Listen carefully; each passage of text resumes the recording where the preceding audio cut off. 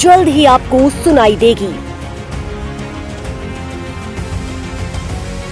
शोषित पीड़ित आमजन के हितों के लिए अन्याय, अत्याचार, शोषण और भ्रष्टाचार के विरुद्ध निष्पक्ष और सशक्त आवाज।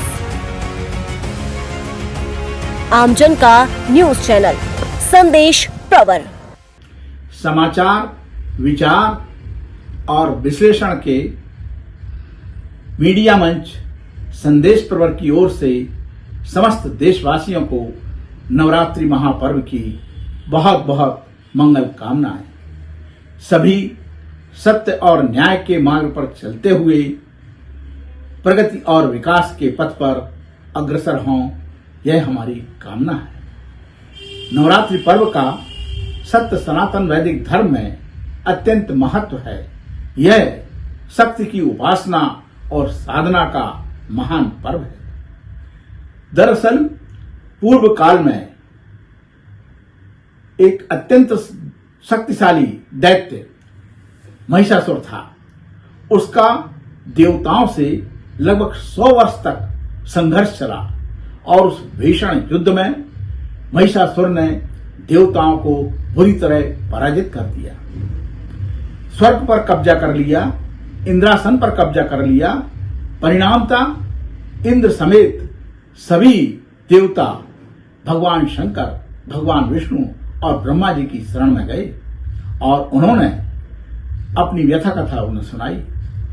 भगवान शंकर, भगवान विष्णु और ब्रह्मा जी के तेज से मां भवानी का प्राकट्य हुआ।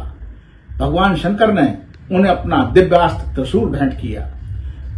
भगवान विष्णु ने सुदर्शन चक्र भेंट किया। इंद्र ने वज्रासन भेंट किया। यम ने पास भेंट किया। इस तरह जितने भी देवता थे उनके पास जो दिव्य अस्त्र थे और जो दिव्य शक्तियां थी वह सब उन्होंने दुर्गा जी को भेंट की।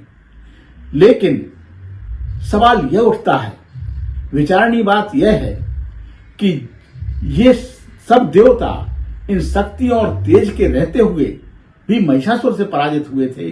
फिर दुर्गा जी महिषासुर का कैसे संहार कर सकती हैं, कैसे पराजित कर सकती हैं, यह एक विचारणीय और चिंतनीय बात है।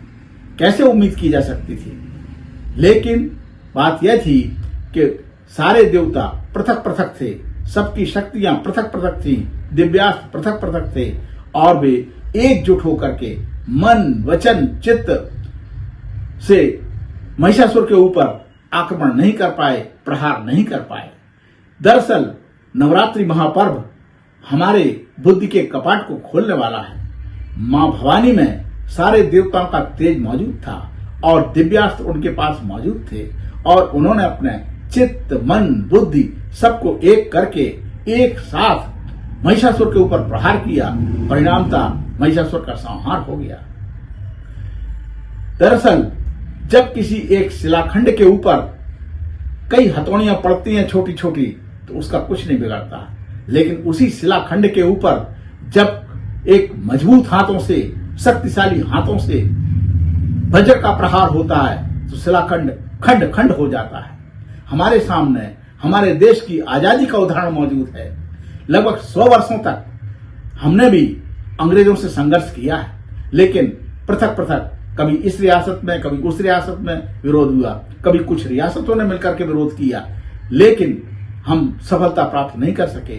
लेकिन जब समूचे देश में आजाद हिंद फौज, क्रांतिकारी नौसेना का विद्रोह और भारतीय सेना में विद्रोह की आशंका और राष्ट्रीय आंदोलन समूचे देश के अंदर जब फैल गया, अंग्रेज भी भाग खड़े हुए। यह हमें शिक्षा देता है कि बुराई के खिलाफ अगर अच्छाइयां एकजुट होंगी तो विजय निश्चित रूप से होगी और बुराइयां पराजित होंगी। असल में समाज के अंदर